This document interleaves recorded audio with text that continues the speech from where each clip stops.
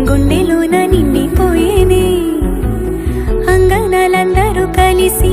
కోమలికి మంగళహారతులనిరే వేదము గానము చేసే ఆశ్రమము చల్లని దేవి